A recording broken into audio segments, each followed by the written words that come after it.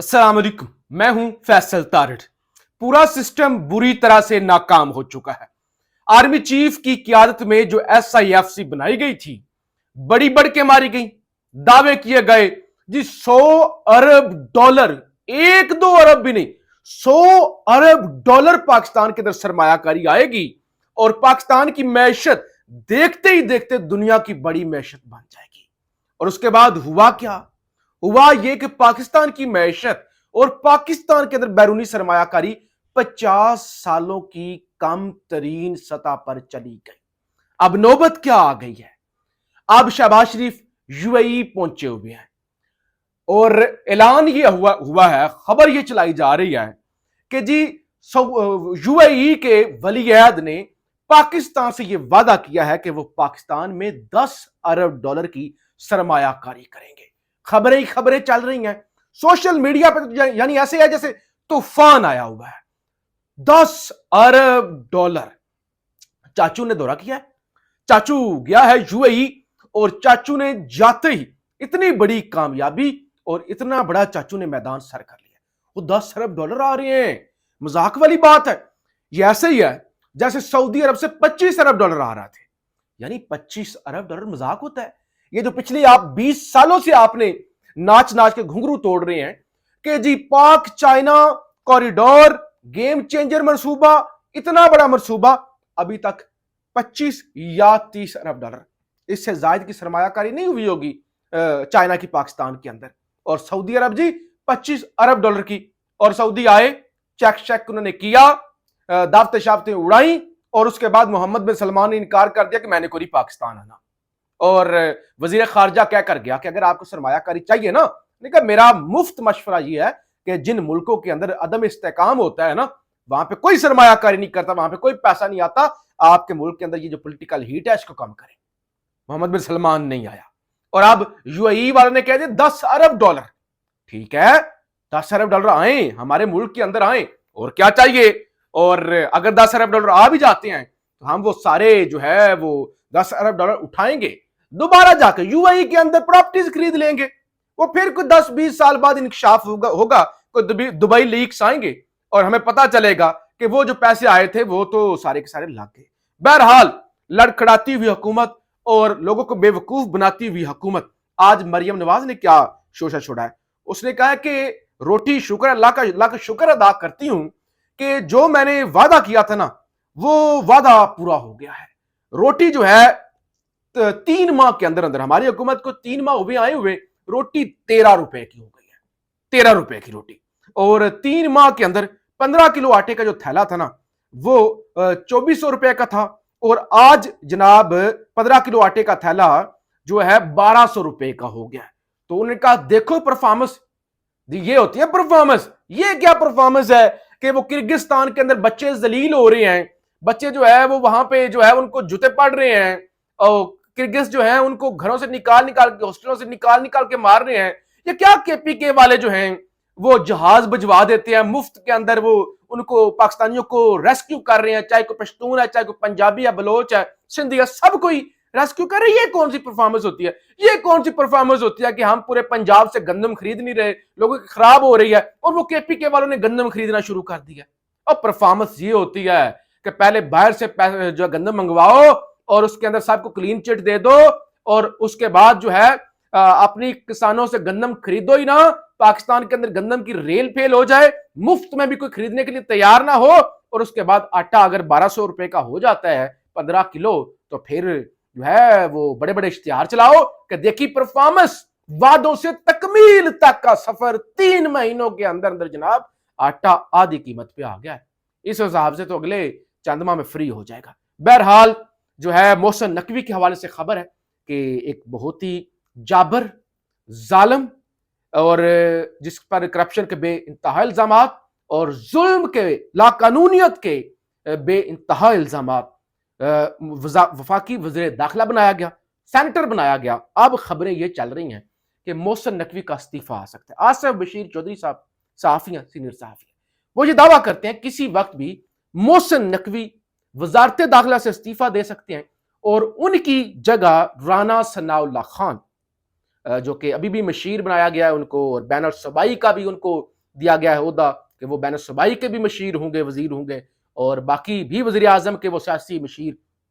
तो अब वो मशीर बराए दाखिला बन सकते हैं, क्योंकि वजीर तो बन नहीं सकते, जीते नहीं हुए, तो मोहसिन नकवी को हटाया जा सकता है। बताया क्या जा रहा है, वो कहते हैं कि नून लीग और दीगर इत्तेहादियों का इतराज ये है कि वजीर दाखिला तो हमने इनको बनाया हुआ है। आप ये गलतफहमी देखिए कि हमने बनाया हुआ है, आपको जिन्होंने बनाया हुआ है उन्होंने ही मोहसिन नकवी को बनाया हुआ है, और जिन्होंने आपको बनाया हुआ है वो आपसे ज्यादा मोहसिन नकवी की इज्जत करते हैं। तो वो कहते हैं कि हमारी कैबिनेट के अंदर तो मौजूद है मोहसिन नकवी, लेकिन ये हमारी पॉलिसियों का दिफा नहीं करते, हमारी पॉलिसियों का दिफा नहीं करते।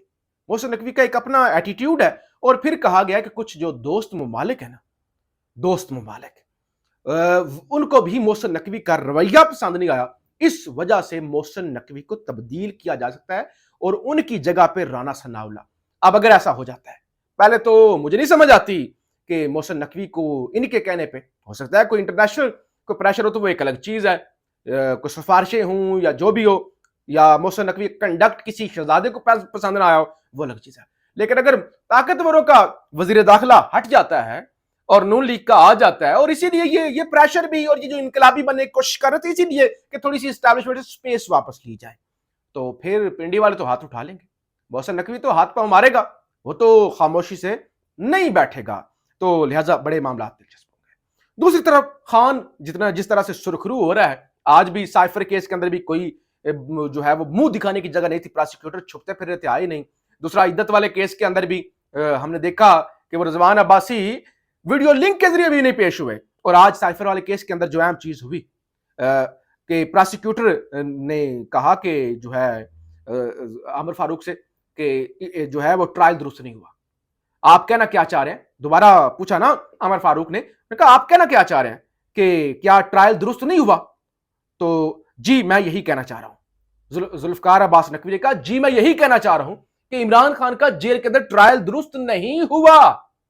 वो दूसरे वाला जो मानसेरा चला गया है हामिद अली शाह, उसने यह तस्लीम किया कि जी हां इमरान खान ने जो साइफर के अंदर बात की थी वो बात बिल्कुल ठीक थी, अमेरिका ने यही तो धमकी दी थी कि नताइज अच्छे नहीं होंगे वरना अदम एतमाद कामयाब करवाओ, और इमरान खान ने ये कौम को क्यों बता दिया, ये जुर्म है इमरान खान का।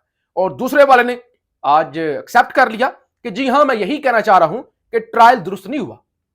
अब ये क्यों माना कि ट्रायल दुरुस्त नहीं हुआ, सबको पता ट्रायल दुरुस्त नहीं हुआ, सिर्फ ये कि ट्रायल बैक, मुकदमा खत्म ना हो, इमरान खान बरी ना हो, एक कहा जाए कि दोबारा ट्रायल किया जाए और दोबारा वही प्रोसीजर शुरू किया जाए और मामले को लटकाया जाए, और कोशिश यही हो रही है। वो आज कहा ना रावी ने, हसन अयूब ने कहा ना कि इमरान खान बाहर नहीं आ रहा, तो इसका क्या मतलब है, ये कोशिश की जा रही है कि अगले 2-4 दिनों तक, जब तक ये इद्दत वाला केस का फैसला आ जाए, साइफर वरना कोई नई साजिश, कोई नया मुकदमा किसी नए मुकदमे के अंदर नामजद कर दिया जाए, गिरफ्तारियां डाल दी जाए ताकि इमरान खान बाहर ना आ सके।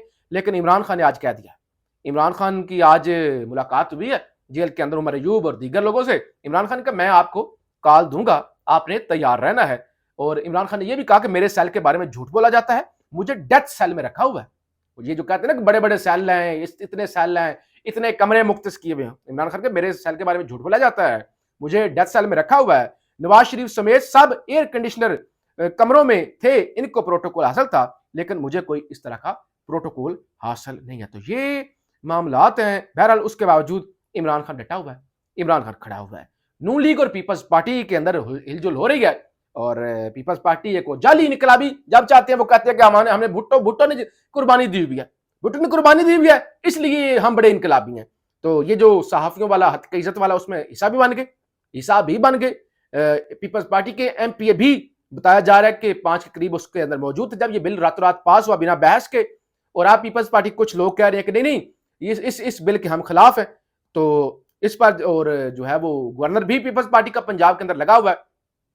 तो अब नून लीगी ये कह रहे हैं कि ये गवर्नर कल को हमें खराब करेगा, ये कल को हो सकता है गवर्नर जो है ना हमारे मामलात के अंदर टांग अड़ाए। जब हमने पीपल्स पार्टी के गवर्नर लगा दिए केपीके के अंदर भी और जो है पंजाब के अंदर भी, तो फिर सिंध के अंदर हमारा नून लीग का गवर्नर बशीर मेमन उसको लगाना चाहिए। और दूसरी तरफ बड़ी बेशर्मी से आज कमर जमान कायरा ने दिफा किया, ये साफ वाला कानून है, काला कानून है हद की इज्जत का, तो मैंने कानून नहीं पढ़ा। कमर जमान कायरा ने कहा मैंने कानून नहीं पढ़ा, मगर मैं दिफा डट कर करूंगा। मैंने कानून नहीं पढ़ा, चाहे उसके अंदर फांसी दे दी जाए किसी सहाफी को, लेकिन कहते मैं दिफा इसका डट कर करूंगा। तो ये जाली इनकलाबी। बहरहाल मुख्तसर ये कि ये निजाम नहीं चलने वाला, पैसा नहीं आ रहा, SIFC नहीं चल रही, सऊदी, UAE वाले अरब अमराती झूठे सच्चे वादे करेंगे। जब तक पाकिस्तान के अंदर इस्तेकाम नहीं आएगा तब तक कोई पैसा नहीं होगा। ये हुकूमत छोड़ेगी, हुकूमत एस्टैब्लिशमेंट वाले मिन्नतें करेंगे और कोई ऑप्शन नहीं होगा। ऐसा वक्त आने वाला है क्योंकि मैशत नहीं चल रही। पाकिस्तान जिंदाबाद।